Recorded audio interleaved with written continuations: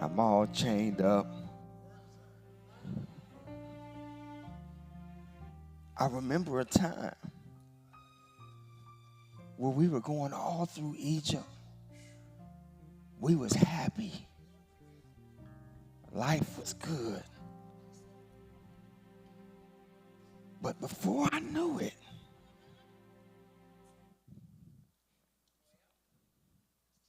I'm here in chains.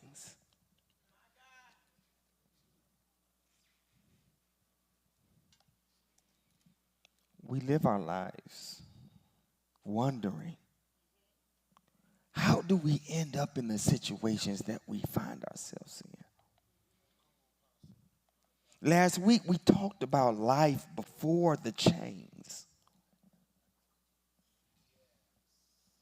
And we're going to look a little bit at that again. Genesis chapter 50, verse 20. Thank you, God. Genesis chapter 50, 22 to 26.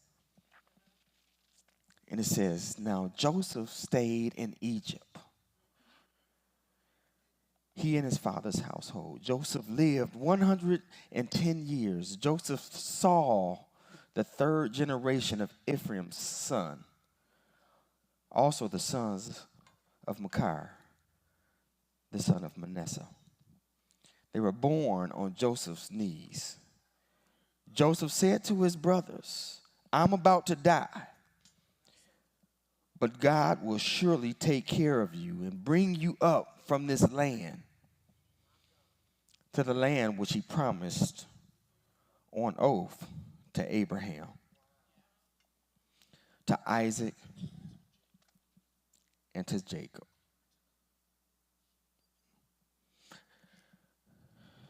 How is it that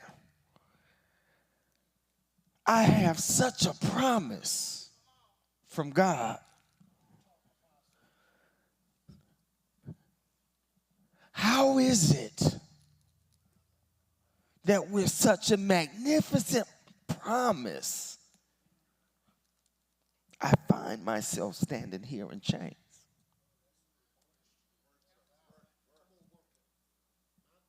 I know what God said to me. I know what he said to my fathers, but here I am. I'm not living the life that they said I would live. Maybe God's a liar. See, these are the thoughts that the enemy tries to tempt us with.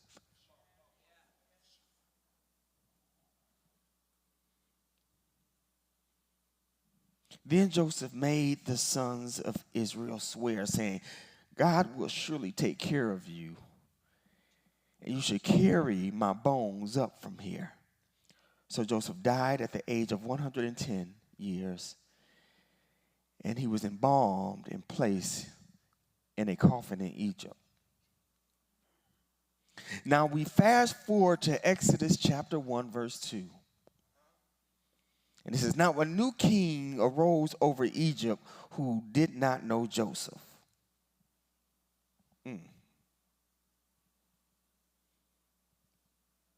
Because Israel stopped sharing the good news about Joseph, Egypt forgot. They stopped celebrating.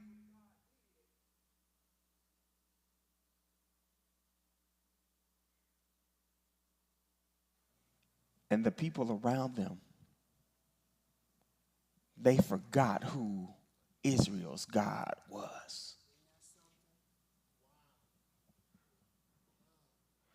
Your failure, when you stop celebrating God's victories in your life,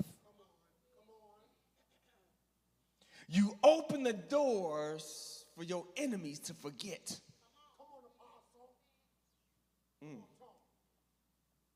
Well, I don't want to talk about it too much because I don't want to seem prideful.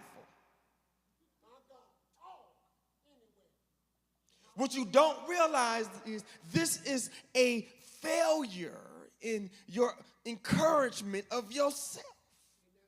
See, because when Egypt forgot, there was an element of Israel who forgot too. See, the reminders were there to build up their confidence and to encourage them about the God that they serve. When you stop celebrating God, what it does is it's your failure to remind your enemies of who's backing you.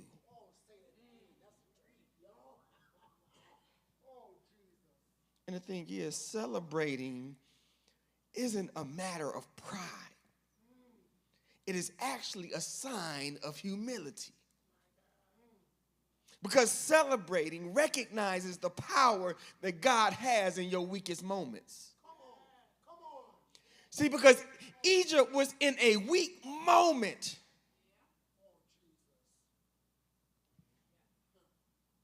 And God came through. 2 Corinthians 12:9. It says, and he has said to me, my grace is sufficient for you, for power is perfected in weakness. Most gladly, therefore, I will rather boast about my weakness so that the power of Christ may dwell in me. See, what you don't realize is your weakness is necessary for the kingdom. This is why you find yourself sometimes in chains. He said, for power is perfected in weakness. Well, that's what it did say. Power is perfected in weakness. This means if there were no weakness, there will be no way for God to be able to show his power. If you didn't have faults and failures in your life, the world would not know that he's the one that you can run to. So not everything that you go through is of the enemy. Some things God allow, asked Job. He allows some things so that the world can see that he is a mighty God. But the thing that I like about it is when God brings you out of it, he brings you out in a way that is so miraculous and powerful that the world cannot deny it. That means when he brings you out of it, he brings you out of it in a major way. I might be in poverty due to supernatural reasons. But watch this.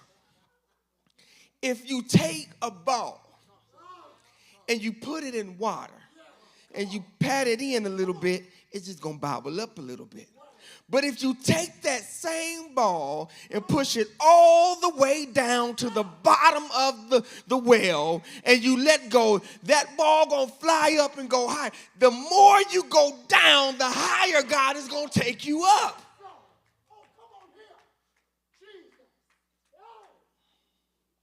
And see, that's what some of us feel like.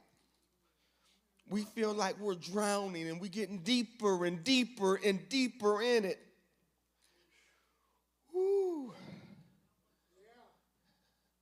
When I went homeless in 2022, when I was living from house to house, and I can't tell you how great it was to have people there to help me out.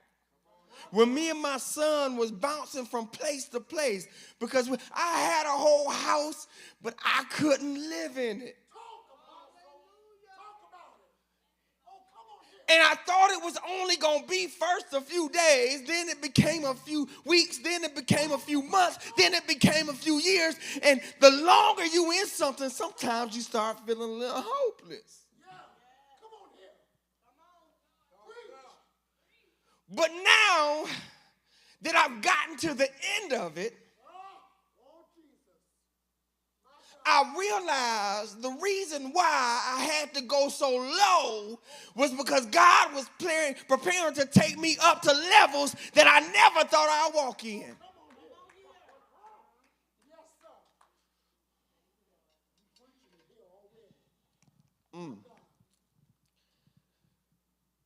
So the power of Christ works in them, he said. So then we look at it. Is Exodus chapter 1, 9 and 10. And he says, he said to his people, behold, the people of the sons of Israel are more and mightier than we. See, he said, I can't handle this. These people are becoming more, they're mightier. And so come, let us deal wisely with them, or else they will multiply, and in the event of war, they will also join themselves to those who hate us and fight against us and depart from the land. When you are called by God, people will begin to notice. They notice every single thing that happens to you. Every victory in life, they looking at you saying, what's about to happen next with them? And see, when you're called by God, people will try to use conventional worldly wisdom as it pertains to you, because they do not understand the supernatural backing of your God.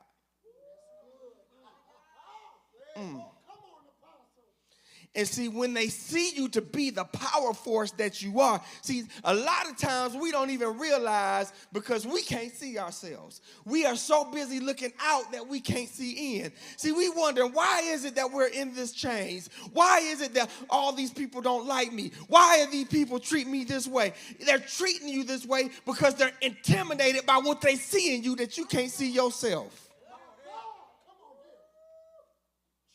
They see your strength. They see your growth. They see the impact you make. And watch this. You don't even realize the impact you make in yourself. Because why? You do it naturally. You ain't looking for accolades. You doing it because this is how God created you to be. And so here you are. You're living in your growth. And see, growth, it is a sign of success. It's the fruit of success.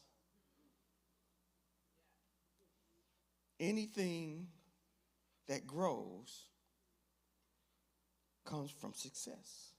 A seed is successful. When a seed is successful, you're going to have fruit. And the more successful it is, the more fruit you're going to have. Right? Psalms 115, 12 through 15, it says, the Lord has been mindful of us. He will bless us. He will bless the house of Israel. He will bless the house of Aaron. He will bless those who fear the Lord, the small together with the great. May the Lord give you increase, you and your children. May you be blessed of the Lord, maker of the heavens and the earth. Israel, they were living this out. They were growing. This was God showing the world that he was with them. When you're growing, God is showing everybody around you, I'm with them. But the thing about it is, your increase, your growth is intimidating. Genesis 22:16. And said, by myself I have sworn, declares the Lord, because you have done this thing, I will not and have not withhold your son, your only son. I will greatly bless you, and I will greatly multiply your seed as the stars of the heavens and as the sand which is on the seashore, and your seed shall possess the gate of the enemies. And see, here was the promise that they remembered. They remembered what God said. And he said, you will possess the gates of your enemies. But see, here, Israel was not enemies with Egypt.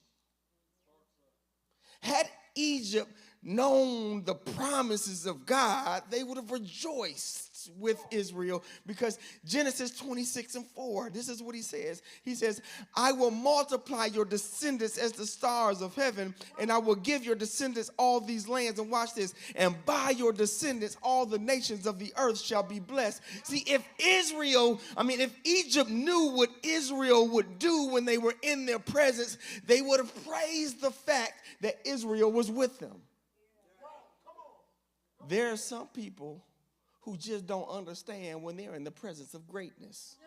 And those are the people that you just got to let them be where they're going to be. They don't understand that your greatness is not meant to be intimidating when they're on your team. When you decide that I'm going to come into alignment with you and I'm going to help you and I'm going to partner with you, and they can't see it, they make themselves your enemies. And so now here you are having to survive these chains. People who were blessed by your existence can sometimes be so anxious to become your captor. See, because they don't like the fact that the favor of God that's on your life is not on theirs. And they'll rather not have anything at all if it means they can get rid of you.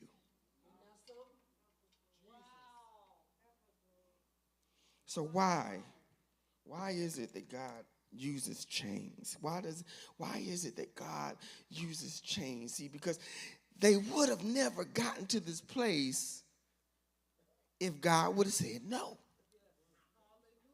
But God allowed the chains. We live our lives and we quote Isaiah 54:17. No weapon that is formed against you will prosper. And every tongue that accuses you in judgment, you will condemn. This is the heritage of the servants of the Lord, and their vindication is from me, declares the Lord. So if no weapon formed against me will prosper, how is it that I find myself like this?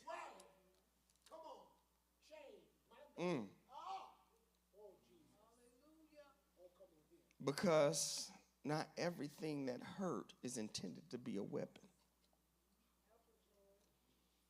I remember I was cooking one day, and I was chopping something up and almost took my whole finger.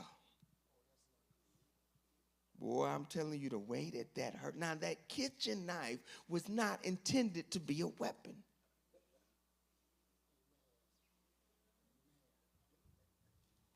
Sometimes we find ourselves falling victim to things that were never meant for us because of our neglect.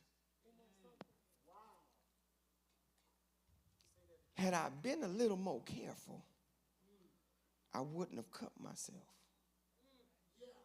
There are some things that are just